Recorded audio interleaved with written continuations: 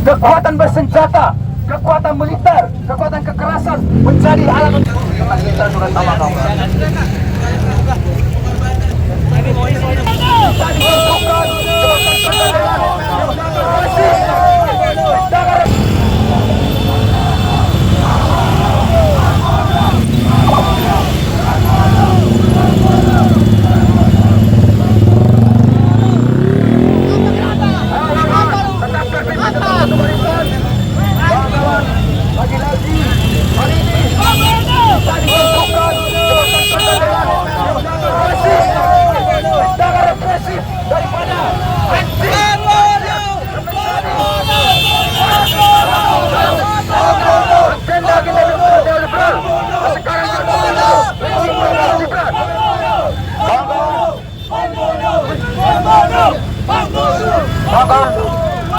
Baris rapi.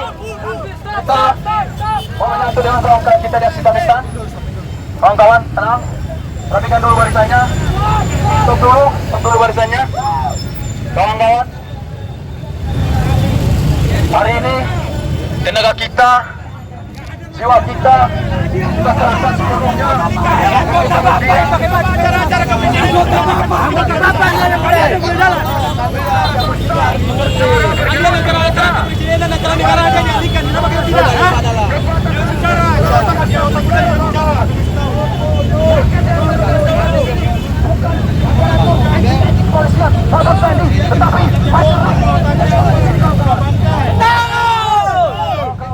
Saya menyampaikan jangan sampai yang terprovokasi, karena tujuan kita kesini adalah tujuan yang baik untuk menyampaikan masalah-masalah politik, ekonomi, HAM, hukum yang hari-hari ini menjelma dan tumbuh dalam kehidupan kemasyarakatan kita, kawan-kawan. Dan kita tidak pernah lupa masalah-masalah tersebut tidak pernah hadir begitu saja, tetapi dia tumbuh bersamaan dengan ide-ide yang telah ditanamkan oleh agenda-agenda neoliberal, neoliberalisme, layaknya bangsa Amerika Serikat, Zionis Israel, yang hari-hari ini mempertontonkan kepada dunia bahwasannya kekuatan bersenjata, kekuatan militer, kekuatan kekerasan menjadi alat utama mereka untuk kemudian menyukseskan, melanggengkan kekuatannya dalam merebut hak kedaulatan daripada bangsa-bangsa Timur Tengah, kawan-kawan. Khususnya kita melihat bagaimana kemudian saudara-saudara kita di Palestina akhir-akhir ini menjadi korban daripada bengisnya rejim imperialisme AS di bawah pimpinan diktator Donald Trump. Maka kita perlu mengingat bahwasannya Indonesia adalah sebagai bangsa yang berdaulat, sebagai bangsa yang lahir daripada semangat anti penindasan, anti kolonialisme, anti imperialisme, hari ini harus menunjukkan sikapnya sesuai dengan konstitusi dan undang-undang dasar, kawan-kawan.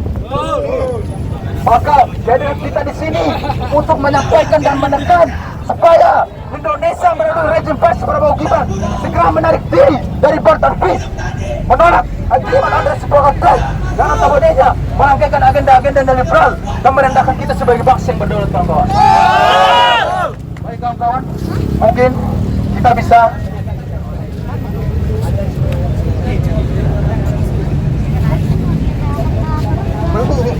lapar. Oh, mau lihat yang nanti saya.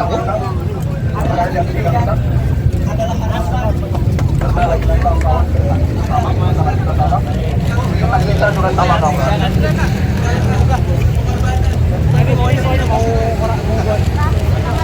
Mau pasangnya.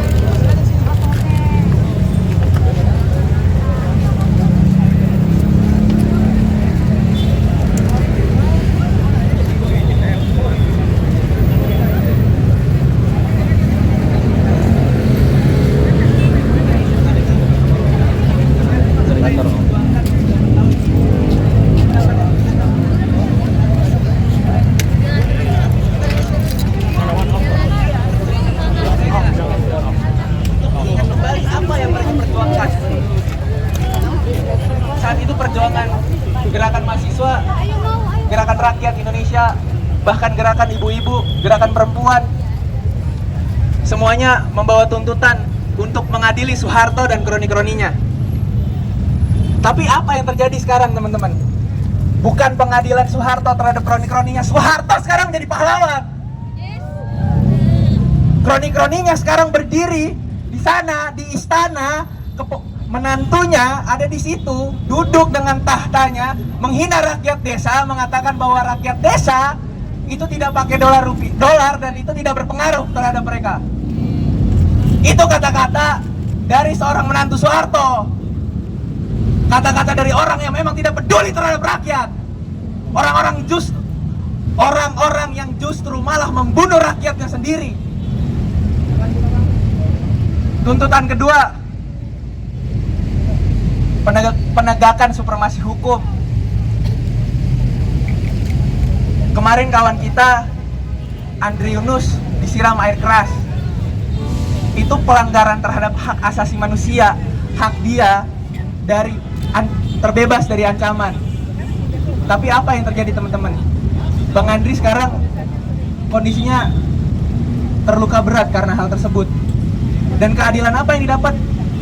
Kita minta pelaku-pelakunya diseret ke pengadilan umum. Tapi apa yang terjadi?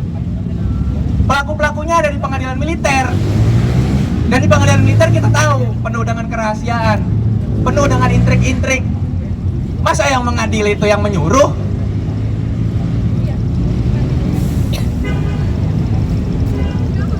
Tuntutan ketiga teman-teman, bebaskan dari korupsi, kolusi, dan nepotisme. Wah, itu mah udah gak ada harapan ya. Saat ini wakil presiden kita apa kalau bukan nepotisme? Kita menyebutnya anak haram konstitusi karena itu terjadi karena nepotisme. Saat itu ketua hakim MK adalah pamannya sendiri, presidennya adalah bapaknya sendiri. Terus apa tuntutan reformasi yang masih berdiri saat ini? Hapuskan difungsi ABRI. Itu kata mahasiswa di tahun 98. Itu kata rakyat Indonesia. Tapi apa? Undang-undang TNI keluar. Hantu bayang-bayang difungsi ABRI mulai kembali. Bahkan kata-katanya bukan difungsi, kata-katanya sekarang multifungsi. Sekarang petani ada di desa-desa. Sekarang petani ada di tanah Papua. Kalau kalian semua udah nonton Pasta Babi pasti paham bahwa TNI di sana mau bangun pertanian. Ngerti apa dia soal pertanian? Ngerti apa militer soal pertanian? Kalian ngertinya bunuh orang kan? Kalian ngertinya itu justru nyiram orang pakai air keras kan? Sekarang apa yang kita harapkan dari reformasi teman-teman? Kami dari BEM UI mengatakan bahwa reformasi telah mati. Reformasi sudah kami kubur dalam-dalam, dan yang menguburnya bukan kita. Yang menguburnya adalah presiden kita sendiri, Presiden Prabowo Subianto. Apa harapan dari penegakan hak asasi manusia, penegakan dari demokrasi? Kita semua di sini tidak percaya pada sistem demokrasi. Karena pelaku-pelaku aktor-aktor politiknya mana percaya sama demokrasi. Mereka semua penindas rakyat, pengkhianat rakyat. Layaknya mereka semua yang diadili di sana. Sekian dari saya. Hidup mahasiswa! Hidup rakyat Indonesia! Hidup perempuan yang terus melawan!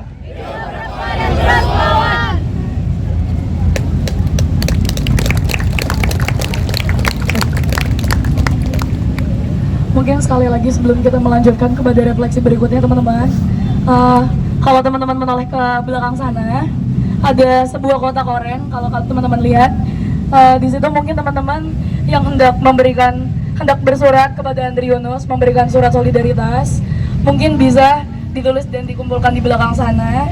Nantinya akan dikumpulkan dan diberikan langsung ke Bang Andri. Juga jangan lupa teman-teman, kita bersama-sama berdiri di sini, berkomitmen untuk menjaga ruang aman bagi sesama. Bagi yang hendak merokok, mungkin boleh mundur dulu ke belakang. Terus juga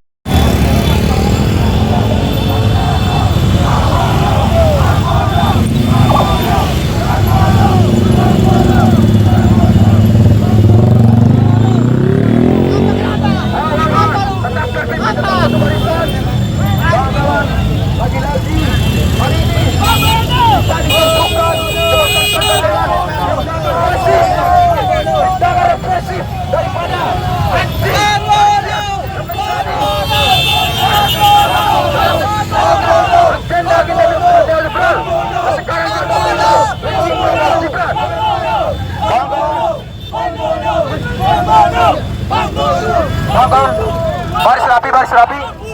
Kita mau menyatu dengan kawan-kawan kita di aksi barisan. Kawan-kawan tenang, rapikan dulu barisannya. Stop dulu barisannya.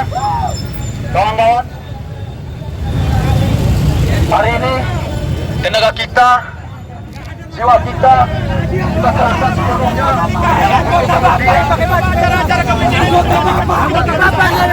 Kita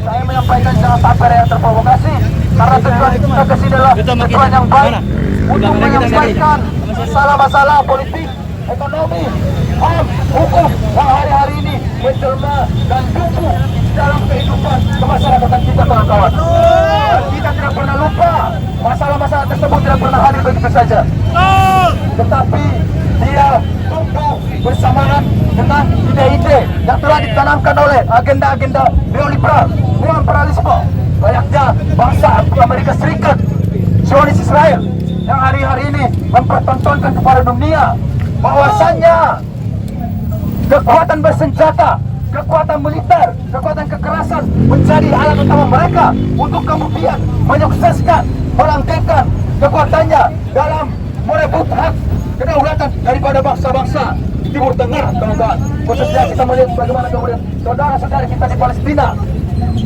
akhir-akhir ini menjadi korban daripada bengisnya rejim imperialisme AS pimpinan diktator Donald Trump. Maka kita perlu mengingat bahwasannya Indonesia adalah sebagai bangsa yang berdaulat, sebagai bangsa yang lahir daripada semangat anti penindasan, anti kolonialisme, anti imperialisme, hari ini harus menunjukkan sikapnya sesuai dengan konstitusi dan undang-undang dasar, kawan-kawan. Maka jadi kita di sini untuk menyampaikan dan menekan supaya Indonesia melalui rejim fasis Prabowo Gibran segera menarik diri dari Barter Peace, menolak agreement Andres Sipokotay, dan notabene-nya merangkaikan agenda-agenda neoliberal dan merendahkan kita sebagai bangsa yang berdaulat, kawan-kawan. Baik, kawan-kawan, mungkin kita bisa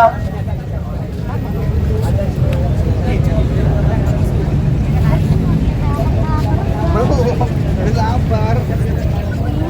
Oh, mau lihat teater? Nyampe sayangku.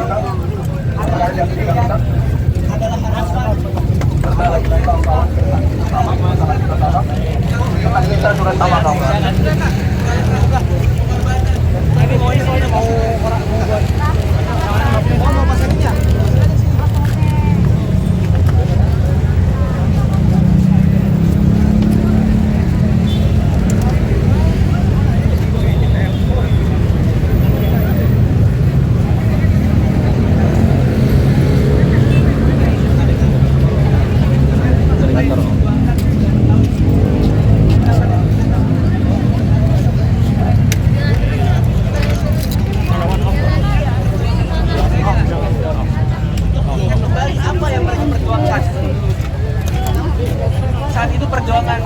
Gerakan mahasiswa, gerakan rakyat Indonesia, bahkan gerakan ibu-ibu, gerakan perempuan, semuanya membawa tuntutan untuk mengadili Soeharto dan kroni-kroninya. Tapi apa yang terjadi sekarang, teman-teman? Bukan pengadilan Soeharto terhadap kroni-kroninya. Soeharto sekarang menjadi pahlawan. Kroni-kroninya sekarang berdiri di sana, di istana, menantunya ada di situ, duduk dengan tahtanya, menghina rakyat desa, mengatakan bahwa rakyat desa itu tidak pakai dolar dan itu tidak berpengaruh terhadap mereka. Itu kata-kata dari seorang menantu Soeharto, kata-kata dari orang yang memang tidak peduli terhadap rakyat, orang-orang yang justru malah membunuh rakyatnya sendiri. Tuntutan kedua, penegakan supremasi hukum. Kemarin kawan kita Andri Yunus disiram air keras. Itu pelanggaran terhadap hak asasi manusia, hak dia terbebas dari ancaman. Tapi apa yang terjadi, teman-teman? Bang Andri sekarang kondisinya terluka berat karena hal tersebut. Dan keadilan apa yang didapat? Kita minta pelaku-pelakunya diseret ke pengadilan umum, tapi apa yang terjadi? Pelaku-pelakunya ada di pengadilan militer. Dan di pengadilan militer kita tahu penuh dengan kerahasiaan, penuh dengan intrik-intrik. Masa yang mengadili itu yang menyuruh?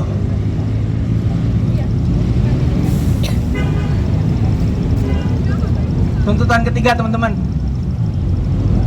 bebaskan dari korupsi, kolusi, dan nepotisme. Wah, itu mah udah gak ada harapan ya. Saat ini wakil presiden kita apa kalau bukan nepotisme? Kita menyebutnya anak haram konstitusi karena itu terjadi karena nepotisme. Saat itu ketua hakim MK adalah pamannya sendiri, presidennya adalah bapaknya sendiri. Terus apa tuntutan reformasi yang masih berdiri saat ini? Hapuskan difungsi ABRI. Itu kata mahasiswa di tahun 98, itu kata rakyat Indonesia. Tapi apa? Undang-undang TNI keluar. Hantu bayang-bayang difungsi ABRI mulai kembali. Bahkan kata-katanya bukan difungsi, kata-katanya sekarang multifungsi. Sekarang petani ada di desa-desa. Sekarang petani ada di tanah Papua. Kalau kalian semua udah nonton Pasta Babi pasti paham bahwa TNI di sana mau bangun pertanian. Ngerti apa dia soal pertanian? Ngerti apa militer soal pertanian? Kalian ngertinya bunuh orang kan? Kalian ngertinya itu justru nyiram orang pakai air keras kan? Sekarang apa yang kita harapkan dari reformasi, teman-teman? Kami dari BEM UI mengatakan bahwa reformasi telah mati. Reformasi sudah kami kubur dalam-dalam, dan yang menguburnya bukan kita. Yang menguburnya adalah presiden kita sendiri, Presiden Prabowo Subianto. Apa harapan dari penegakan hak asasi manusia, penegakan dari demokrasi? Kita semua di sini tidak percaya pada sistem demokrasi karena pelaku-pelaku aktor-aktor politiknya mana percaya sama demokrasi. Mereka semua penindas rakyat, pengkhianat rakyat. Layaknya mereka semua yang diadili di sana. Sekian dari saya. Hidup mahasiswa! Hidup rakyat Indonesia! Hidup perempuan yang terus melawan!